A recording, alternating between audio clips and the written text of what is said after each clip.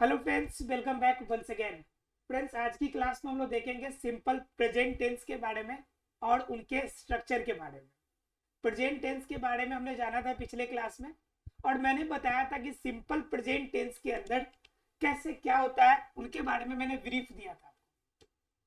Simple present tense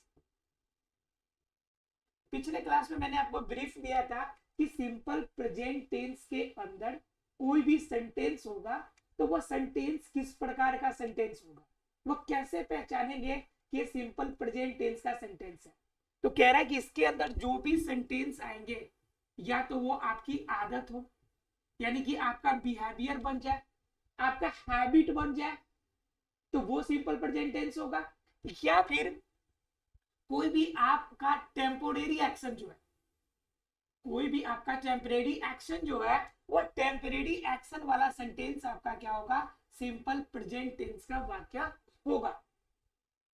इसके अंदर क्या था कि मैंने कहा था कि पहचानना और आसान करने के लिए मैंने बताया था कि वाक्य के अंत में ता है, ती है, ते है, ये अगर दिया हो तो भी आप पहचान सकते हैं कि सिंपल प्रेजेंट टेंस का ही वाक्य है। मतलब कि याद करने के, समझने के, रटने की जरूरत ही नहीं है बिल्कुल भी। आपको मैं तोड़ के इसलिए बता रहा हूं कि रटने की आवश्यकता नहीं है। अभी तक आपने रटा होगा, रटना है ही नहीं।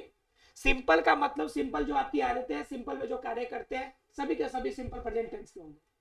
जैसे मैं आज मैं रोज 3 बजे बाजार जाता हूँ, तो कंफर्म हो गया कि 3 बजे जाना मेरी आदत है। कौन सा सेंटेंस होगा, यह प्रेजेंट का होगा। मैं 2 बजे उठता हूं, तो ये क्या हो गया, सिंपल प्रेजेंट का हो गया। लेकिन कभी कभी फ्यूचर प्लानिंग, नियर फ्यूचर वाले सेंटेंस भी हमारे क्या हो जाते हैं, सिंपल प्रेजेंट टेंस भी आ जाते हैं। जैसे कल 2 बजे, कल 2 बजे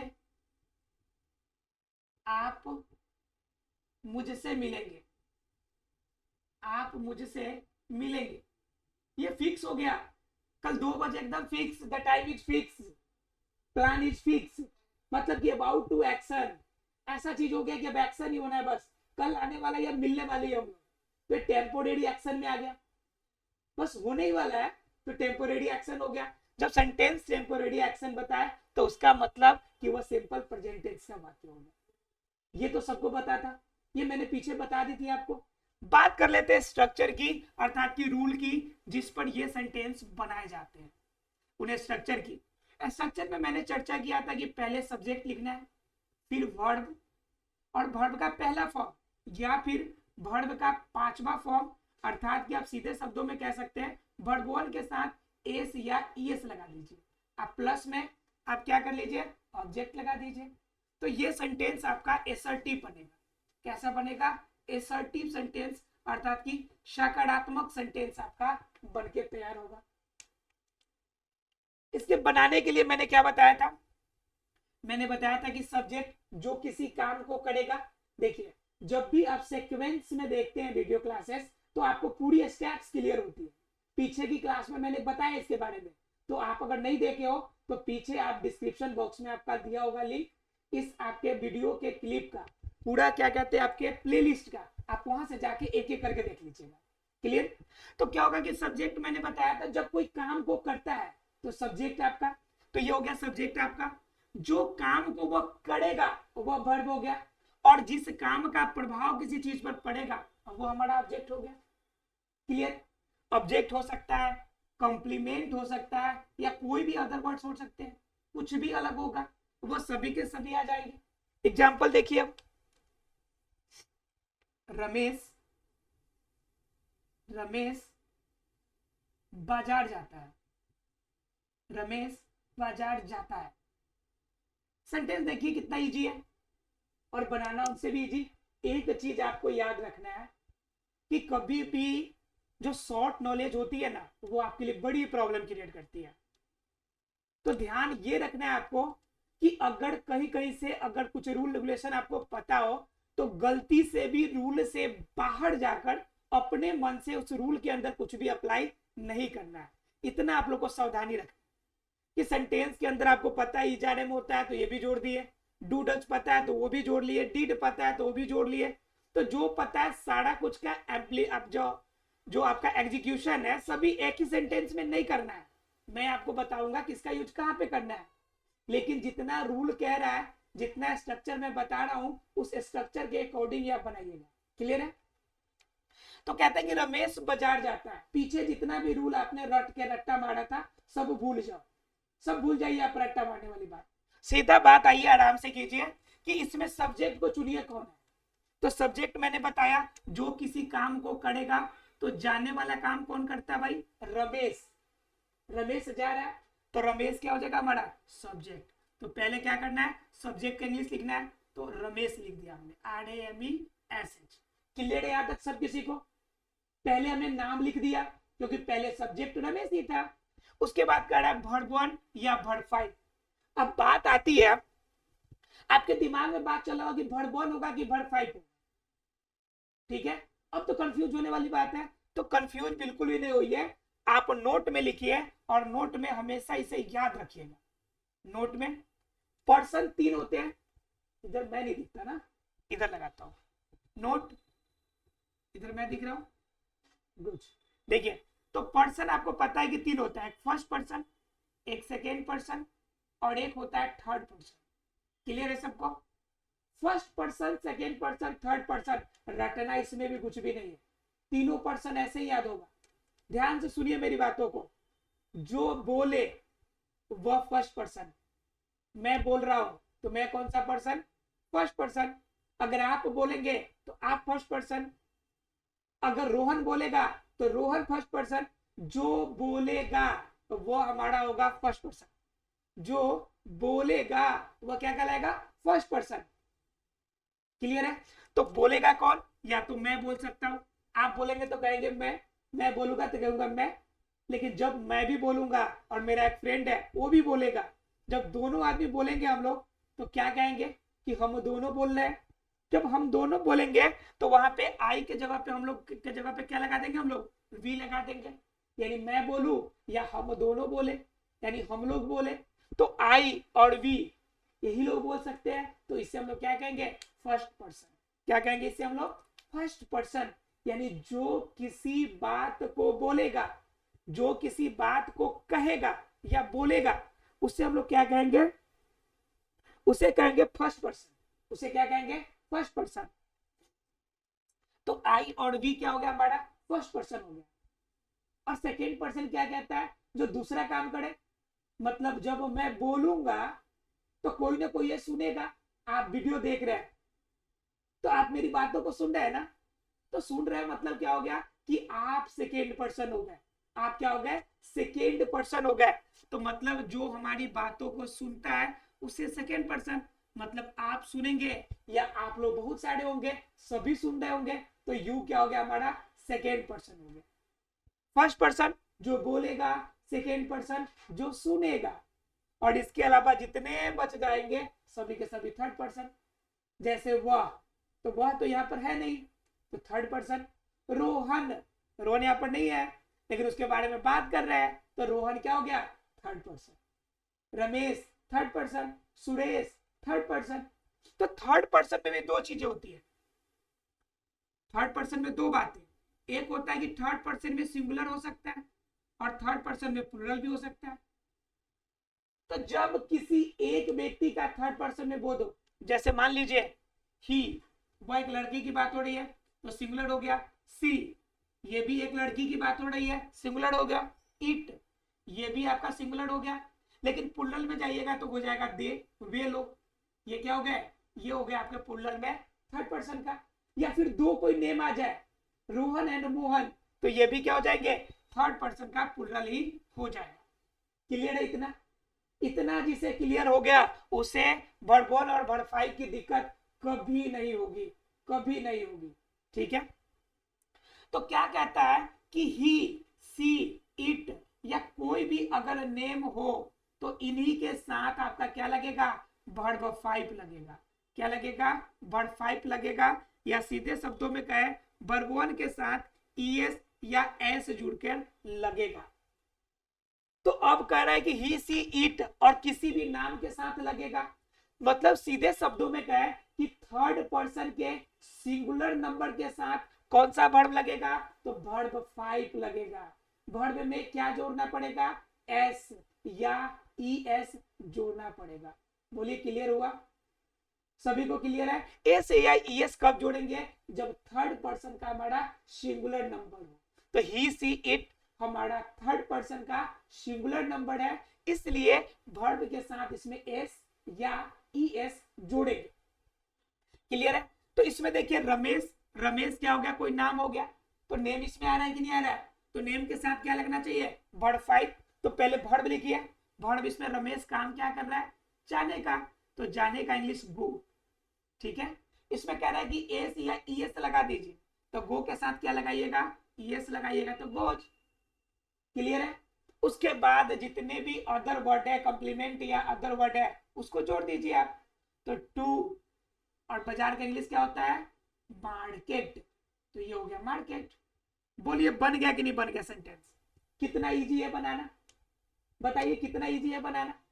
बिल्कुल भी टाइम नहीं लगेगा, बिल्कुल भी टाइम नहीं लगेगा, बिल्कुल भी टाइम नहीं लगेगा। जब क्या लगे, इसके साथ में आपका क्या करेंगे, आपको रूल से अगर बनाएंगे तो बिल्कुल भी टाइम नहीं लगेगा। एक और एग्जांपल ले लेते हैं, देखिए तो एक बार, मैं तुम्हें बुलाता हूं, मैं तुम्हें बुलाता हूं।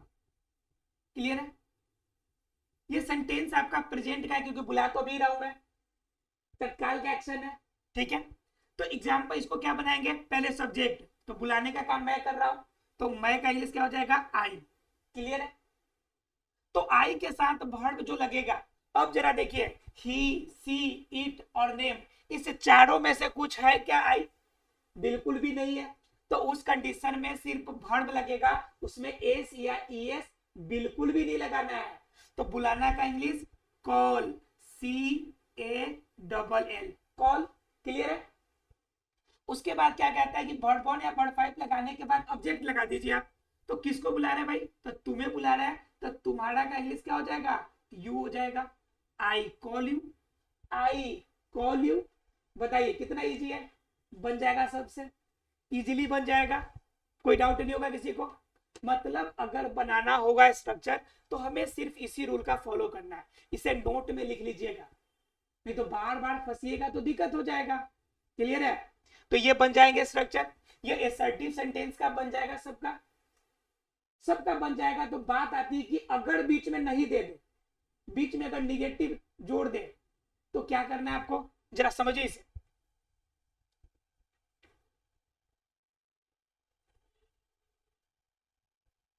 बीच में अगर नोट जोड़ दे, बीच में क्या जोड़ दे, नोट जोड़ दे, अर्थात निगेटिव बना दे, तब आप क्या कीजिएगा, इसका एक गोल्डन रूल है, एकदम गोल्डन गोल्डन रूल आपको देते हैं आप। देखिए क्या है गोल्डन रूल, देखिए निगेटिव, निगेटिव का मतलब क्या हो गया, नकारात्मक सेंटेंस हो जाए। अब जरा गौर कीजिए, ये सब्जेक्ट दिया हुआ है, सब्जेक्ट के साथ डू या डज लगाएंगे, इसके साथ नॉट लगाएंगे, इसके साथ वर्ब 1 लगाएंगे, इसके साथ ऑब्जेक्ट या अदर वर्ड्स लगाएंगे। क्लियर है आप लोग को। तो कहेंगे कि इतना बड़ा करेंगे, याद करेंगे, रटेंगे, समस्या होगी। तो मैंने तो पहले ही कहा था, रटना तो है ही नहीं आपको।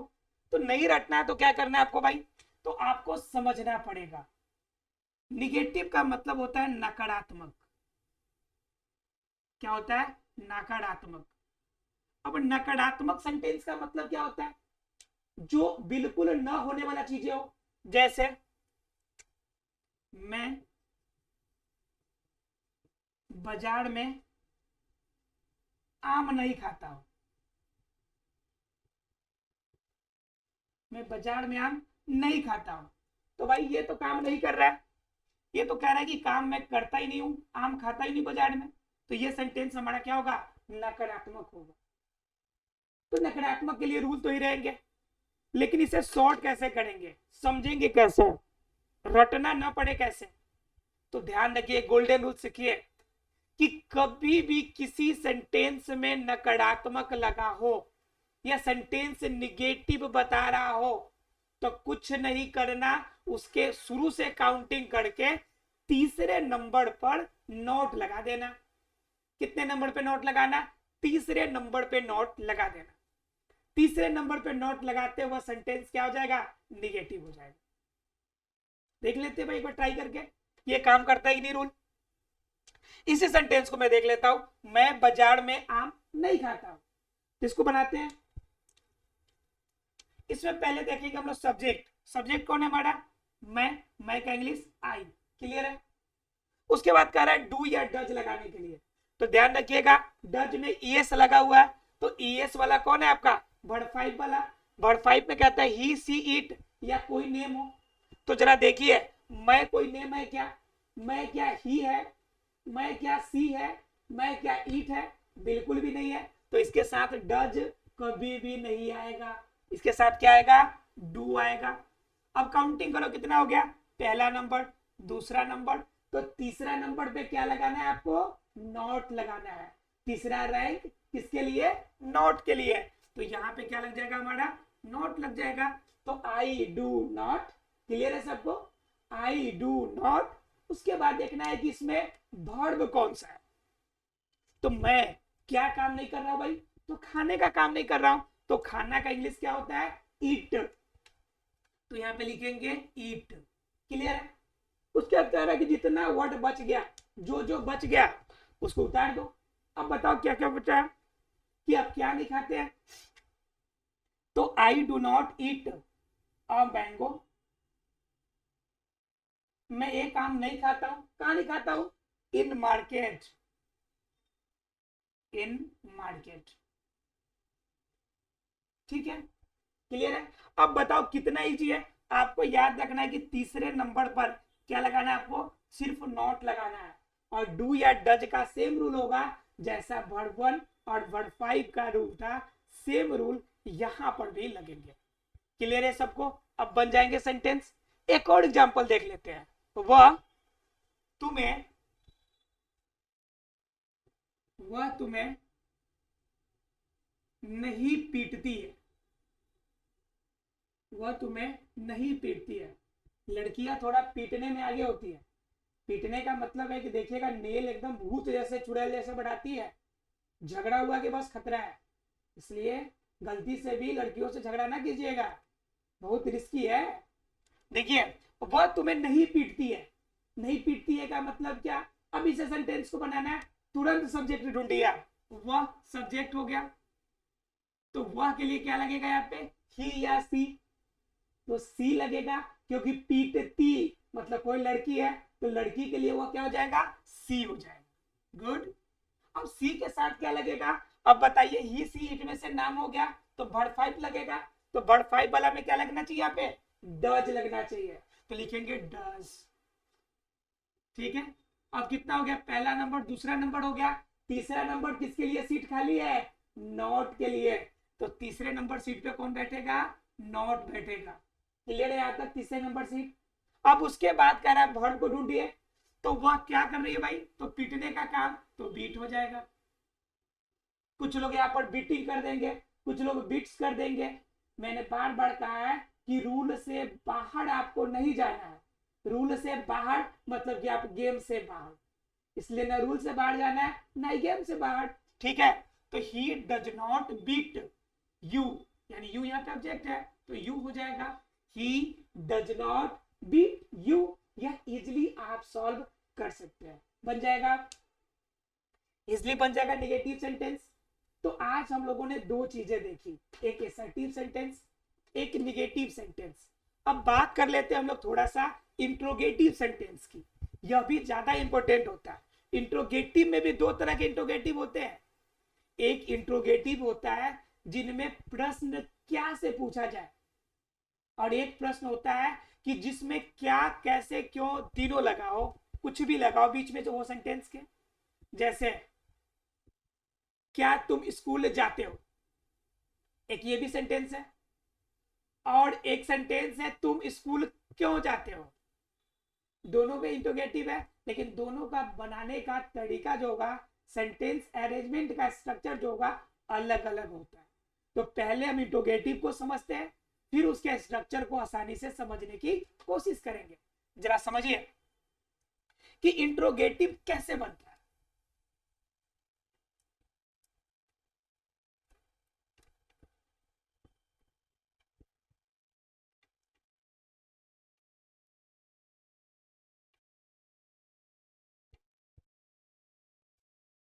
इंट्रोगेटिव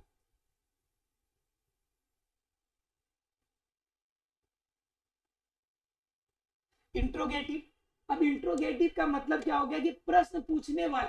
तो इंट्रोगेटिव में दो तरह के, क्या तुम नाचते हो,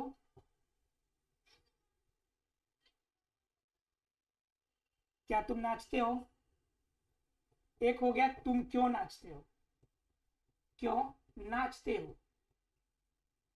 दो सेंटेंस हो गया। जब बीच में क्वेश्चन वर्ड आ जाए और जब शुरू में क्वेश्चन वर्ड आ जाए, तो जब शुरू में लगेगा तो उसका रूल अलग होता है। उसका रूल होता है कि डू या डज को बाहर निकाल दीजिए आप, और बाकी रूल सेम रहेगा, सब्जेक्ट, वर्ब वन और ऑब्जेक्ट। ठीक है। लेकिन जब बीच में आ जाए आपका क्वेश्चन वाला वर्ड, तो उसका रूल अलग हो जाता है। WH वर्ड पहले लिखिए, फिर डू या डज लिखिए, तब सब्जेक्ट, और तब आपका ऑब्जेक्ट का इस्तेमाल किया जाए। क्लियर है आपका। अब जरा इसको बनाकर देखते हैं, क्या तुम नाचते हो। तो क्या के लिए क्या लगेगा शुरू में, डू या डज में से, तो तुम है, तुम के अनुसार लगेगा डू। तुम का इंग्लिश क्या हो जाएगा आपका सब्जेक्ट, यू, और उसके साथ वर्ब वन लगेगा। तो वर्ब क्या है यहाँ पे, नाचना। नाचना का इंग्लिश होता है डांस, डू यू डांस। तो ये हो गया आपका सेंटेंस।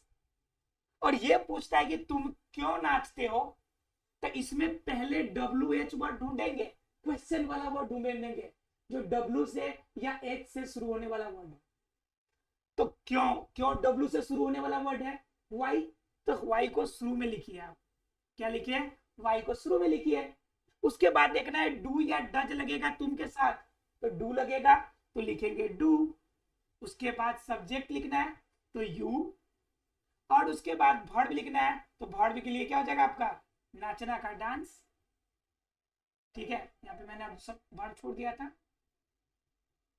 तो ये बन गया आपका, बोलिए, बन जाएगा आसानी से। तो ये थे आपके इंट्रोगेटिव तक सेंटेंस, जिससे आप आसानी से कवर अप कर सकते हैं। ऐसा फ्रेंड्स, आपको सिंपल प्रेजेंट टेंस के रूल रेगुलेशन के साथ उनके सारे स्ट्रक्चर क्लियर हो गए होंगे। अगर कोई डाउट हो तो आप हमें कमेंट सेक्शन में जरूर बताइएगा। मिलते हैं अगले क्लास में, तब तक के लिए thank you very much friends.